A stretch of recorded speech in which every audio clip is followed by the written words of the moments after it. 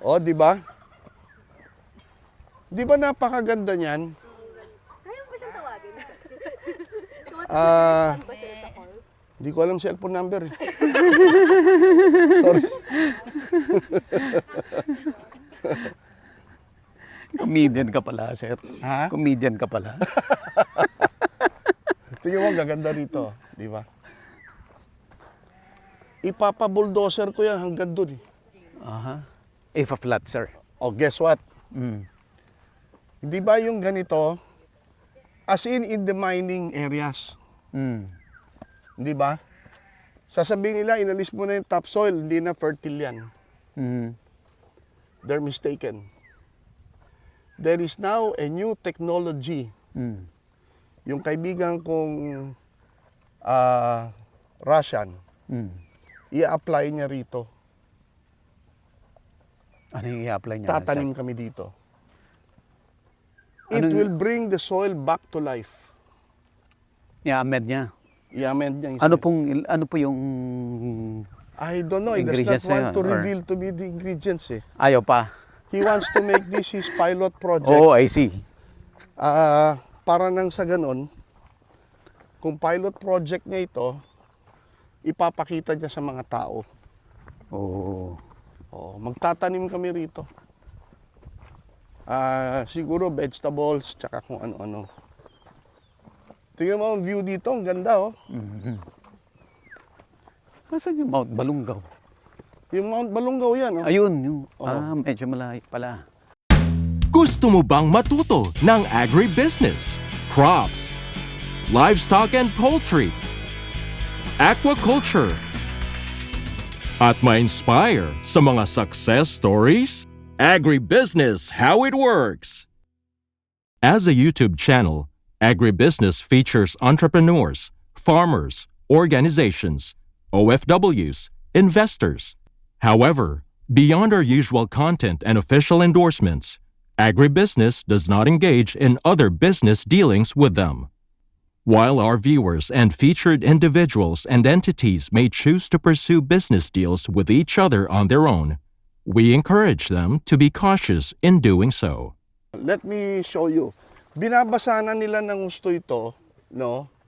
Kaya nila fina-flood na kasi pinipison para mag-stabilize na. Ngayon, yung kilala kong Russian, a-applyan na nila ito nung soil rejuvenator. Oo. Pero dun sa bandaron, dun ko ilalagay yung mga fish tank. Kasi kukuha ng tubig dito. Ito na lang shortcut. Kaya nyo para hindi kayo maputikan. Dito tayo para hindi kayo maputikan. Bundok dati yan. Oh. Pinantay ko siya, ganun. Oo. Ngayon, siguro tatanungin nyo, paano yan, Sek? Sasabihin nyo, pagdating ng ulan, guguho yan. Mm. Nope. Anong technology po? Hindi technology. Mm. Common sense. Si Mrs. Villar, Oh. meron siyang, para hindi sayang yung coconut fiber niya, Okay. she turned it into a net. Mm. Mm-hmm. Mm-hmm. Minamanufacture niya yung net. Mm-hmm. Coconut ang tawag niya. No? Inilalagay sa slope. Yan, Okay. sa ganyan. Nilalagay sa slope. Tapos, inaano I-drill yan, nila. pinapasakan yan. No, para nakakabit siya, nakalapat. Mm-hmm. Tapos magtatanim ka ng mga wild grass. Mm. Yung mga grabe ang ugat na damo. At pagkatapos magtatanim din ako ng kung ano-anong puno dyan, malunggay, katuray, kung ano-ano. It will hold the soil. Mm-hmm. By the time nakakapit na yung damo, Mm. no? Purikat tiawag na ito eh. Yung grass na yun, sir? Oo. Okay. Pagkapit ng damo at pagkapit ng mga iba-ibang tanim, tama-tama matutunaw na yung coconut coir. Pero stable Nakaano na siya. stable na. Hindi siya ma-erode. Yun sinabi ko sa inyong technology kanina. Mm-mm. Sa Yung daan. bagong farm to market road. Mm. Hindi na kailangan simentohin. Basta maganda ang pagkapison ang base. Tapos lalagyan mo siya ng ng Graba. graba. And then ini-sprayan ng chemical, no? Pag spray ng chemical, para ka nang naka-aspalto. Yes, sir. Gaano kadaming graba yun, Sek? Hindi ganun karami. Talaga? Okay lang siya. Ay, yung chemical, sekreto pa. Pwede ko i-recommenda ka. Okay. Oo. Yes. One last. Okay. Tingnan mo ang view. Teka, ano po? Lake. Alin? Lake. Lake. That's Reservoir. this is a reservoir. Oo. This is a NIA project. It's a dam. Na may dam doon, no? Para sa flood control. No, irrigation. Not for irrigation. Irrigation. Oo. Man-made. Unmade. Yeah, oo. But there's a spring. Oo. May spring May dito. spring. Oo. Hinold nila yung water. Nakikita niyo yan, yung mga yan? Pag malakas, Para pang mga taga-urban, mga pang-dummy. pag malakas ang ulan, during the rainy season, umaabot hanggang dyan ng tubig. Eh di parang ang for flood control, hindi irrigation. No, irrigation. Irrigation. Oo. It's not for flooding. There's no flooding here. Yes, oo. There's no flooding here. And there's no ghost project here. Only ghost. Paano na sa dam? How many hectares, Sek, ang ine-irrigate nito? Oh, maluwang. Hundreds. Hundreds? Oo. Malaki. Siguro mga 300 hectares. Wow. Oo. Tama mo? Kaya yan slope dyan, lalagyan din namin ng ano yan, ng ganon yung coconut. Dito ko ilalagay yung sinasabi ko sa inyo na fish tanks. Alam niyo kung bakit? Doon manggagaling ang tubig. Ipapump lang. O, bakit kailangan ko ng endless supply ng tubig? Yung galing sa fish tank, no? Didilig Pangdidilig ko. sa halaman. Fertilizer yon. Yeah. No? Now, ang hito kasi no, merong ano yan, may science yan. Ang mga hito katulad din ng tao na maaga sila yung iba, kaya pare-parehong sizes sila as fingerlings. Yes. Yung iba lumalaki ahead, Fast growers. fast growers. Pero ang hito carnivorous. Yung maliliit, kakainin niya. Kakainin niya. Hindi ka makaka-maximize. Hindi ba? Oh, yung mga malalaking yon, ihihiwalay mo yon Hiwalay. para hindi niya kainin yung mga maliliit. Ngayon, kung nasa malaking fish pan ka, paano mo huhuliin yun? Di ba? Pero kung nasa fish tank ka, madaling huliin, Mamamanage. ihihiwalay mo siya ngayon. Di ba? Ngayon, kailangan crossbreed yung hito. Pag Anong crossbreed, pinagkukross mo, Sek? kasi dito ang ginagamit natin African hito. Oo. Di ba? Mm. Merong Thailand variety. Yes, oo. Meron kung ano-anong variety. Iko-cross mo. Yung African at saka Thai. Oo, o kaya African tsaka iba pa, o Thai tsaka iba, ganun. Pag cross na sila, nagkakaroon ng hybrid vigor. At gusto nila, ugali nila, gusto nila they swim side by side. Na malalapit sila, hindi yung malalayo sila. So, mas marami ang stocking density mo, hindi ba? Oh, ganda no ng view. Diyan lalo magandang view. Oo. Overlooking din ng Halika, Sek, halika. ng lake. Bakit tinira mo to, Sek? Itong dalawa. Ha? Ba't tinira mo to? Left and right. Hindi, kasi dito may mga nakatanim eh. Ah, okay. Kaya itinira ko. Actually, gusto ko lang silang, kaya't ko lang mapitakan na gito itanong Bakit nga damot eh. We're going to resurrect this. Kapit-pitak dato yung sapatos ko. Uray man. Gusto itiket ko kabiyag eh.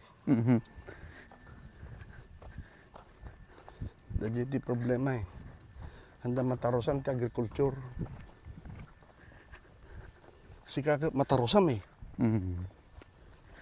Ta nakita eh, mismo eh. Kan makasarsarita mi sudan. When, sir. Ayan, ganda. Look at that view. Ang ganda.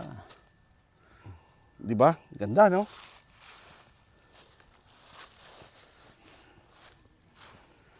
Ayos ba? Ang ganda, sir. Oo. Oo. Lalo siguro early in the morning Oh, yes. Oo. o kaya hapon. Mm. Hapon ako nagpupunta rito eh. Nakikita mo yan. Nakikita mo may basa, Mm. no? Mga 1 meter above. Oh. Ganon kalalim ang tubig dito. So yung lake inside your property? Turo ka daw. No, Yung lake? no. Ah, okay. That's already NIA property. In Oh, I fact, see.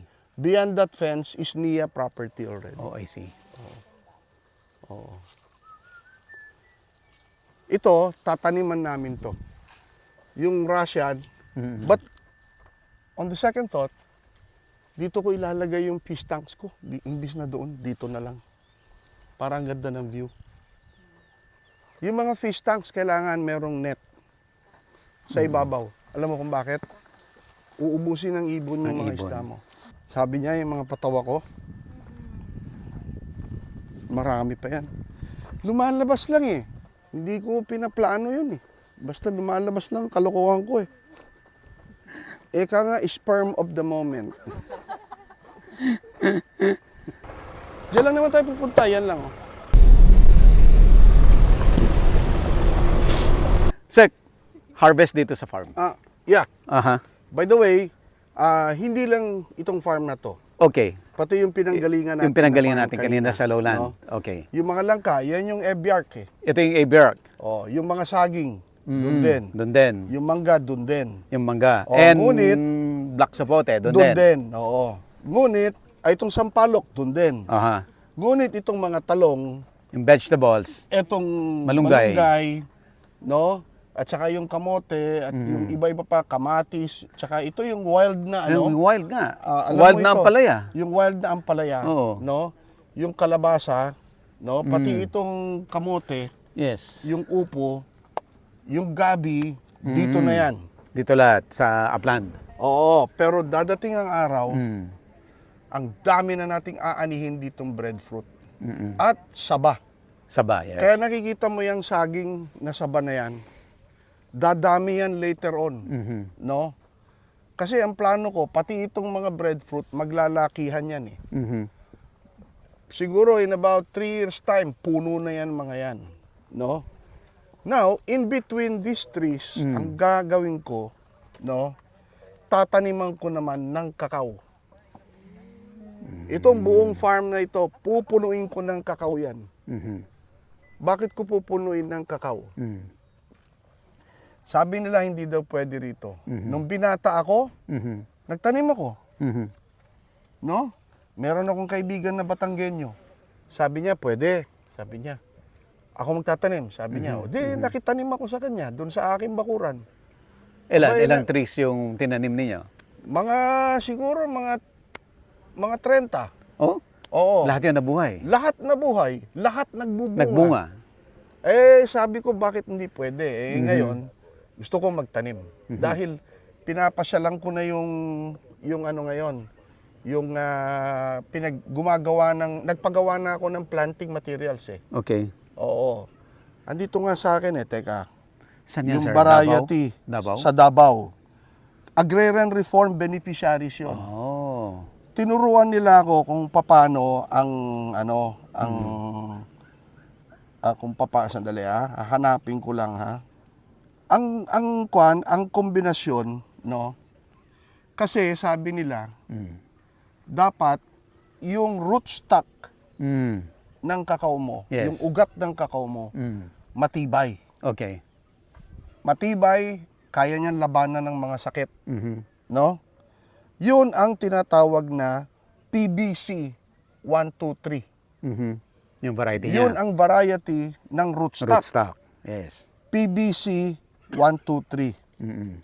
Ngayon, yun naman sayon, Sayon, yung dinugtong. ang tawag doon BR25. Ito naman, BR25, ang ugat nito hindi masyadong matibay. Mm. Pero, grabe maganda naman bunga. bumunga.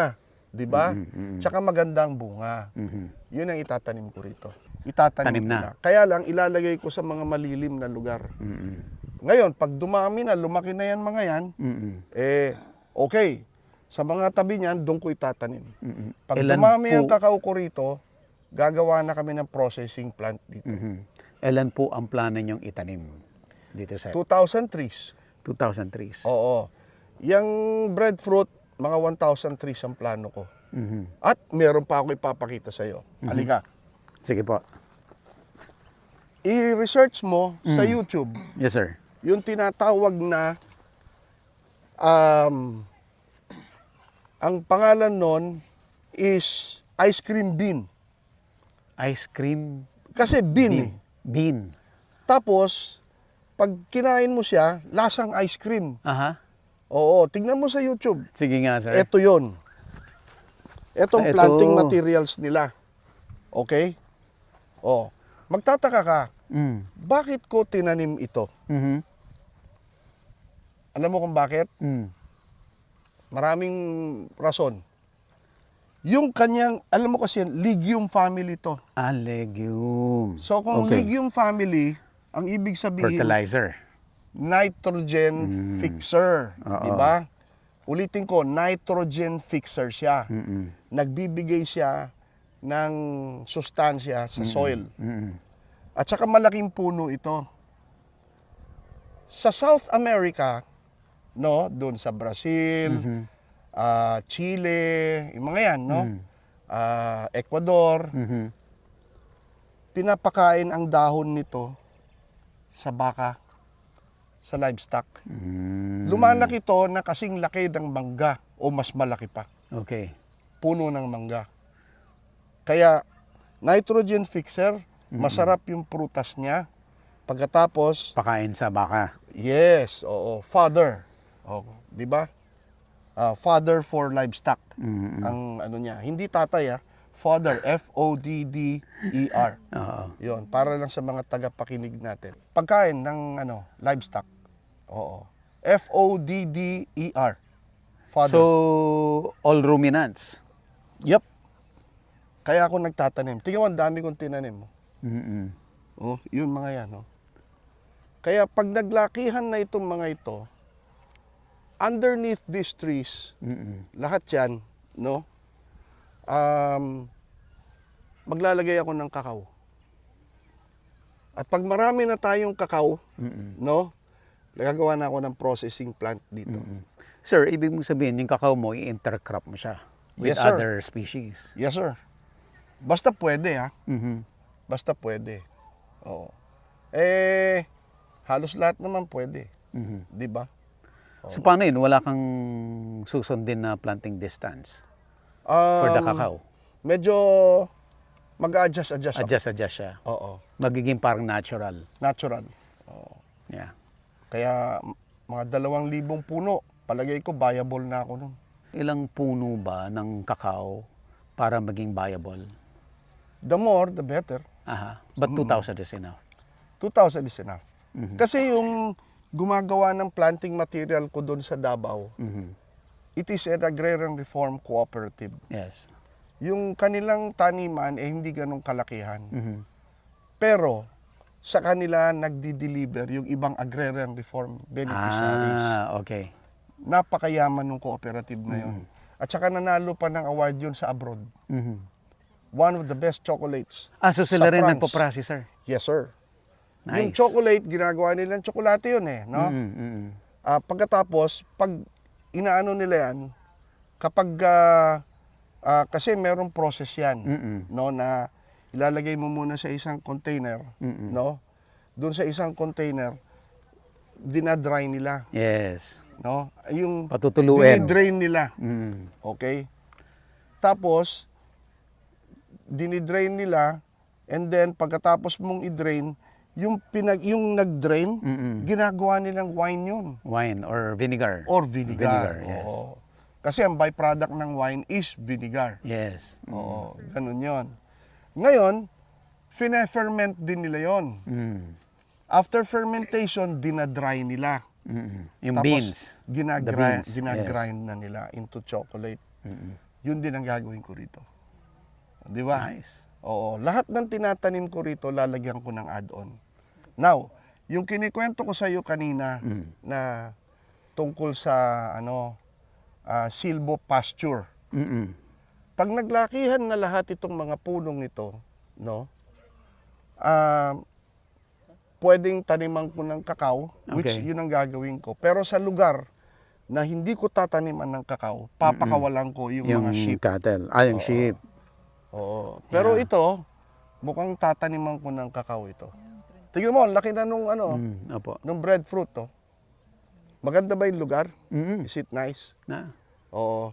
Ngayon, Sinig. may binanggit ako sa iyo kanina na sinasilage namin yung saging. And Oo daming nga. wild na saging dito eh. Alam mo ba yung ibang saging dito, hindi namin tinanim. Mga Kusa lang wild dyan. yan. Ha? Ano po yun? Mga saba?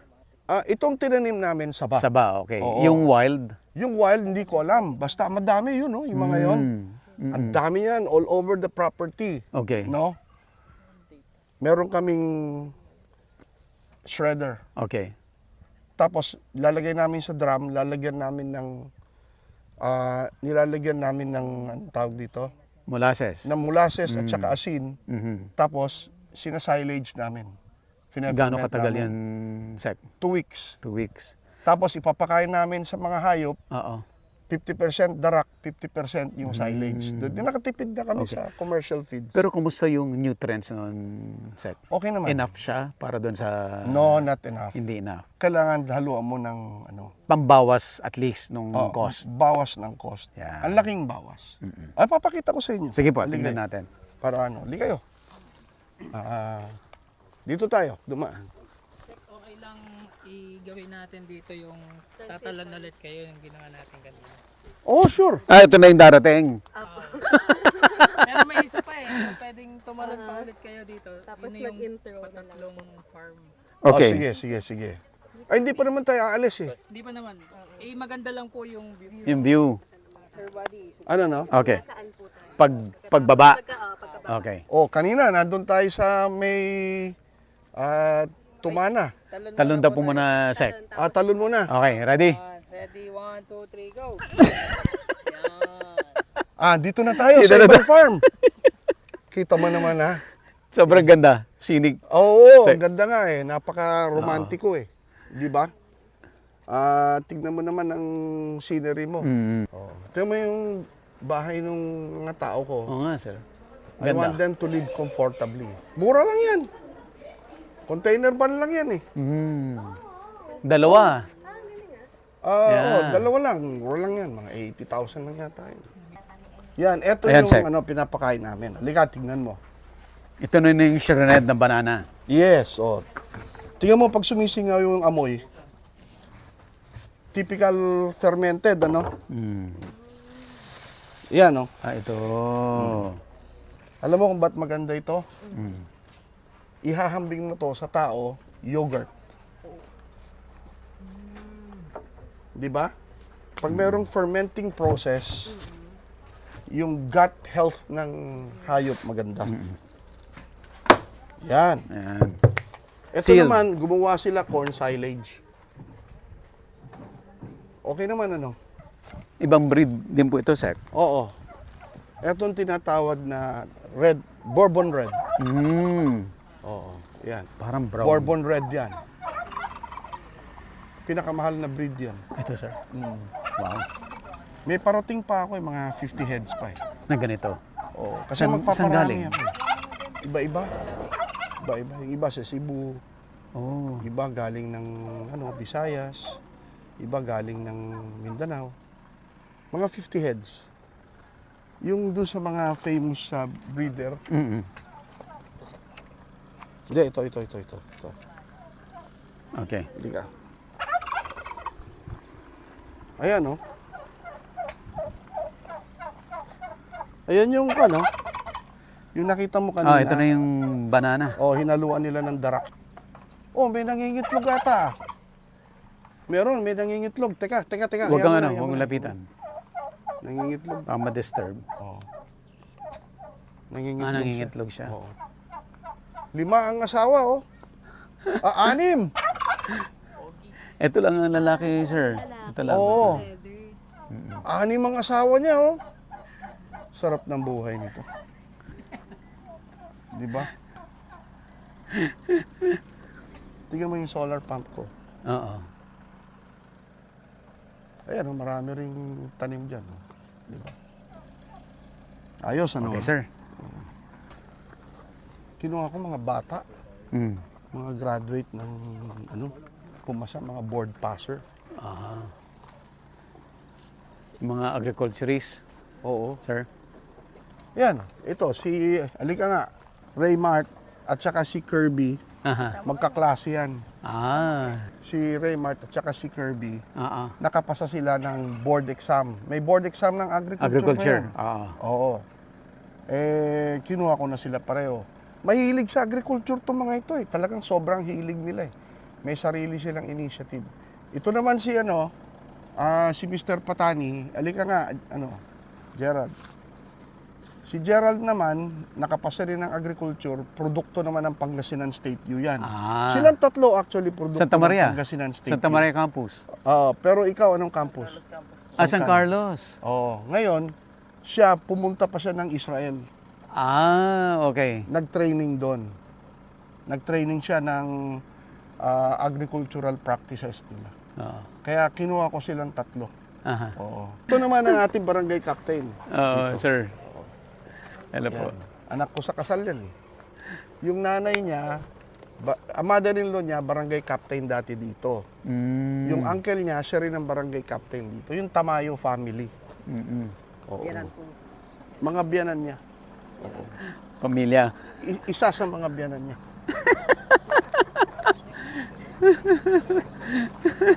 Bugbog yan pagdating sa ano. Ayan na yung sasakyan natin.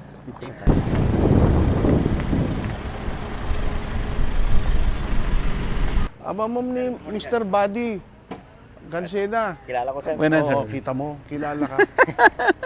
Ano yan eh? Kilala. Ayos naman. Sophia, si sir, Balunggaw, di ba? Siya ang ano ko dito, Katiwaldas. Oo.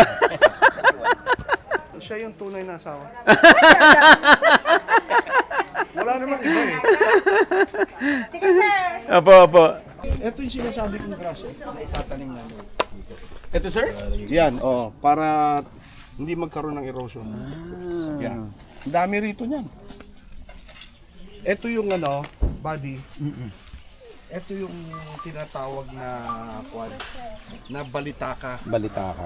variety. Mm. Ito hindi nakakakati ng dila ito, ng labi. Okay. Hindi naka. Saan Ayan po yung- galing to, Sa Bicol. sir? Ah, Bicol. Nagpakuha Bicol pa nga din. ako eh. Sinabi ko mga 1,000. Mm. Ayan yung daludan Ito na no? sinasabi ko. Yan. Yung takway. Oo, Takway sa Tagalog. Oo, yan. Yan parang ito. Oo. Masarap to. Pag mura pa yan, maganda. Mm. Pero pag tumutubo yan eh, yung parang anak yan. Ngayon, nanganganak itong gabi. Mm. No? Kita mo, ang daming anak ko. Ito, sir, po to. Di ba? Yan. Yung mga to. Oo. Nakikita mo yan? Mm. That's how they multiply. Mm-mm. Maglalabas siya yung takway, yung dulo ng takway, Mm-mm. sisibol yan, magkakaroon ng roots yan. Bagong Kaya yan, plant. nakita mo may mga anak. Ayun, oh. O, inililipat namin yung mga anak dito. Ito na. Yan o, ito yung mga anak. Ito. Yan o. Lahat yung klase ng gabi na ilalagay namin dito, Okay. puro lahat ito, balitaka. Oo. Ito yata ang the best na gabi. Pero ito, palalakihin ko pa. Siguro mga 2 hektarya ang tataniman ko nito. Puro gabi. Pati dyan, no? Oo. Oo. Alam mo kung bakit? Gagawin namin, meron na akong kilala na magtuturo sa mga kasama natin dito. Gusto ko kasing ipatanim ito sa mga magsasaka natin. Mm-hmm. Sa palay, hindi sila masyadong kikita. Kumikita. Tingin ko dito kikita. Kasi, Every 30 Nak- days, pulong dahon. nakatingin ka na ba ng ipon? Yung maliliit na isda dito sa atin. Oo po. Dulong ang tawag nila, di ba, sa Oh. Tagalog. Okay. O dito sa atin, ipon ang tawag, no? Yung maliliit na yon na isda, Oo. masarap yun eh, Aha. di ba? Aha. Ang gagawin namin, yung dahon yan, ang palaman, Ipon. yung ipon. Tapos iluluto namin sa gata. Sa Katulad gata. ng ginagawa nila sa Daraga, doon sa Bicol, Oh, no? I see. Yun ang ibebenta namin dito sa Metro Manila. Eh karamihan yata ng customer ng mga tiga Bicol sa Manila. 'Di ba? Eh kami malapit lang kami sa Manila. Mas malapit. Oo. Pwede namin ibenta ng parehong presyo, pero may palaman pa siyang dulong. Ito po sir yung parang patong-patong yung ganon, yung dahon. Yung binabalot mo, 'di ba? Ang tawag nila Babalutin mo, laing, Mm. 'di ba? Oh, ang laing sa ating Ilocano, 'di ba? Ang laing magaling, laing, 'di ba? No? Kaya laing ti Ilocano. Ah, okay. Di ba? Galing ah. Okay sa branding ah. 'Di ba? Naglaing ti Ilocano. Ayan, ganun gagawin natin diyan. Halika, pakita ko sa iyo yung breed na tinatawag na Australian White. Oh, sige sir. Yung Australian White, no? Yun ang wagyu ng sheep. Come follow me. Ito yung, Pakita ko sa'yo. ito yung high end. Yan ang Cornish chicken ko. Okay. This is only a 6-month-old pullet. In a month's time, mangingitlog na yan. Tingnan mo ang katawan. Paano ba humawak? Bigat. No? Bigat sir. Yan ang Cornish. Oh. Tingnan mo, lapad, Punong-puno. oh. Punong-puno Puro ng laman. laman yan, oh. 2 months old pa lang ito. Puro no? naman. Pwede mo nang katayin. Wow. Oh, hindi nga siya 45 days, pero 2 months old, pero napakasarap. Ang lasa niya parang native chicken. Oh, ganyan kalaki yan pag 2 months old. Nakakabili ka niyan sa SNR. Oh. Mabigat. Hindi siya ordinary chicken. Hindi ordinary chicken. May parating ako niyan 50 heads. Tapos ibibreed ko yan. Sabi ko sa'yo, kapitbahay tayo dito eh. Akong bahala sa'yo. Sige sir. Mag-enjoy ka. Yung lalaki. Oo. Ganda Tingnan mo ang katawan, no? Ganda. Oh, grabe oh. Tignan mo yung karne niyan, di ba? Oh. Siksik. Every in a week time, ilang araw ka na. Friday, Saturday, nandito ako. Okay. Buong weekends. Oo, dito lang ako. Nag-refresh. Tapos pag harvest namin, tataniman ko naman yan ng ano, ng mani. Yung palay ngayon. Oo. Para may Rotation. rotation. Oh, ito ang tinatawag na Australian White. Ang laki. Tingnan mo gaano kalaki. Yan, pwede natin i-propagate yan. Normally yan, either 1 or 2 ang anak. Diba? Parang kambing din. No? Pero merong breed ng sheep. Ang pangalan Romanov. Parang Russian. Russian talaga. Kaya lang sa malamig na lugar. Okay. Pero ang kukunin ko, yun lang semen. Okay. EAI ko. AI. No? Bakit? Anong karakteristik ng Romanov? Nakakapag-anak sila hanggang 6. Normal yung 4 hanggang 6, hanggang 8 pa nga. In one anakan, sir? Isang anakan. Wow. Oh, grabe mag-produce ng gatas eh. So ganun karami. Ngayon, ang research nila sa Amerika, kapag crossbreed mo siya, no? Manganganak siya 3. Eh di mas maganda na yung 3 kaysa 1 at 2. Isa dalawa. 'Di ba? Pero gagawin mong 5/8, 3/8. 5/8 ang Romanov, 3/8 ang kung ano man breed. Eh di ba kayong 3 baka maging Yung 4. 4.